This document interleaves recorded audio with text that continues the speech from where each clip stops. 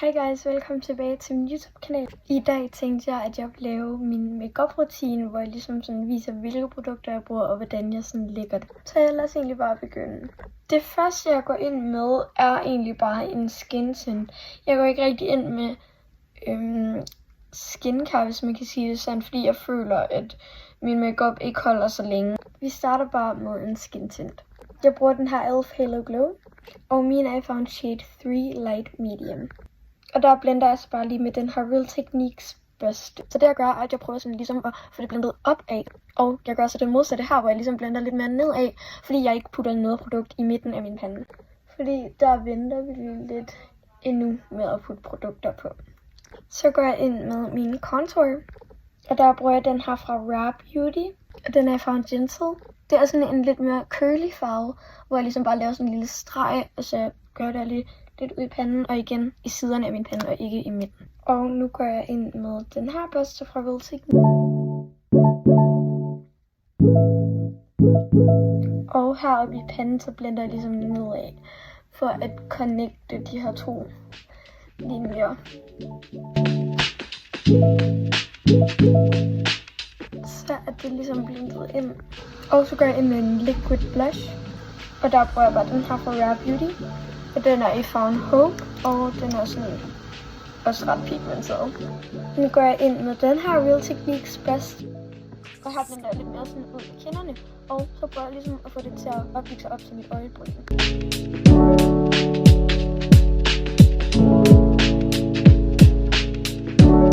Så til concealer, der bruger jeg den her e.l.f. Hydrating Camo Concealer. Og der går jeg bare lige ind her under øjnene, og den er også ret pigmenteret. Så der går jeg ligesom bare lige ind med en lille dut, og så op til panden, der går jeg bare lige ind med en lille dut i midten af panden, hvor der ikke er sådan et andet produkt. Fordi så bright, når vi ligesom sådan mit ansigt op, kan man sige sådan. Går bare lige ind med den her børste, så når jeg skal blende min concealer, så blender jeg lidt mere sådan opad, så jeg får lidt mere et løft i ansigtet.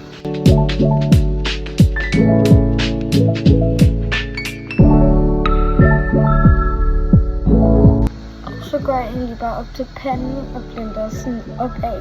Så går jeg lige ind med min Real Techniques Beauty Blender, for lige at gå ind og blende det sidste ud.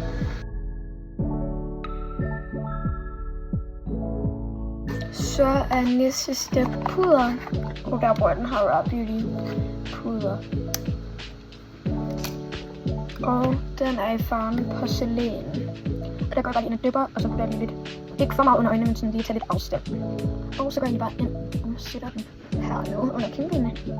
Og det her det er jo ikke en loose powder, så det er lidt mere svært at sætte, hvis man gerne vil have sådan tydelige linjer. Så jeg går egentlig bare ind og gør mit bedste, og så heroppe gør jeg så bare lige lidt ind med min powder. Og så til powder under øjnene, så går jeg lige ind med en lidt mindre børste fra Real Techniques, og så kommer jeg bare til at putte det sådan tættere på øjet her. Ikke alt for sådan meget ind i det inderkornet, men sådan lige lave en halvcirkel shape. Og så går jeg bare lige ind med min powder igen, og så putter jeg det sådan lige her rundt om næsen. Og så lidt mere her i min T-zone. Jeg har fuldstændig glemt primer. Jeg ved slet ikke lige, hvad der er klippet oppe i min hjerne. Men jeg har glemt primer, så jeg tænker lige, jeg viser den primer, jeg bruger. Jeg bruger egentlig bare den her e.l.f. Power Grip Primer. Den brugte jeg så ikke i dag, men ja. Så er det altså videre til powder bronzer. Der går jeg ind med den her Kaja Cosmetics powder bronzer. Og den er i farven Santorini, tror jeg man siger. Går bare lige ind med min e.l.f. børste. Og så den her, den er også ret pigmenteret. Så går jeg egentlig bare ind med den her under min kindben.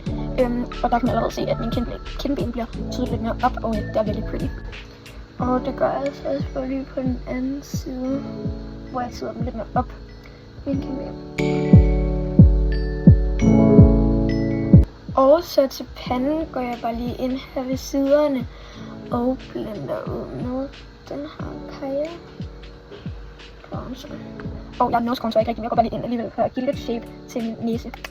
Lige nu kan det godt se sådan lidt voldsomt ud, men så for at få et lidt mere naturligt look i bogen, så går jeg lige ind med en Real Techniques Beauty Blender og blender lidt, fordi så bliver det lidt mere naturligt. Det blev meget bedre. Og jeg gør det samme herover. Og så fik jeg gjort det. Men nu er det lidt kriminelt, føler jeg. Fordi nu går jeg ind med en cream blush. Nu går jeg ind med den her Makeup by Mario blush. Og den er i farven Sweet Pink. Og der er sådan en børste i enden, så det er virkelig godt. Men den putter jeg bare lidt mere sådan op af øjenbrynet. Og så blander jeg det så op af. Og det giver sådan lidt mere look-agtigt. Den giver sådan en naturlig glow. Jeg gør bare lige det samme herovre.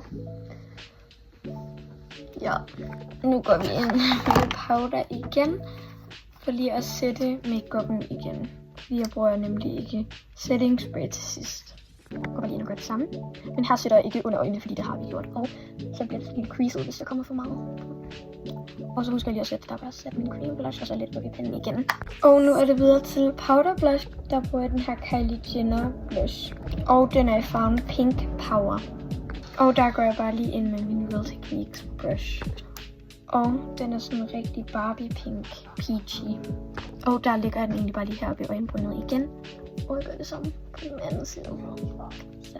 Det giver bare lige lidt, og så nogle gange putter jeg lige lidt på næsen.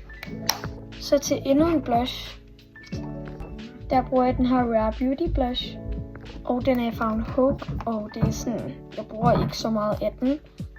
Fordi den er sådan meget shimmery, og så har jeg allerede i forvejen en masse blushes på.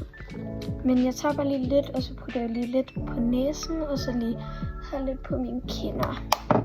Så til mine øjenbryn, der går jeg ind med den her e.l.f. Clear Brow and Lash Mascara. Og så gør jeg sådan, at jeg lige kører igennem. Og jeg har allerede lidt på, så derfor mine øjenbryn er lidt sådan stive. Men jeg kører egentlig bare lidt igennem hårene, lidt frem og tilbage. Og så stritter jeg dem så meget op, som jeg kan.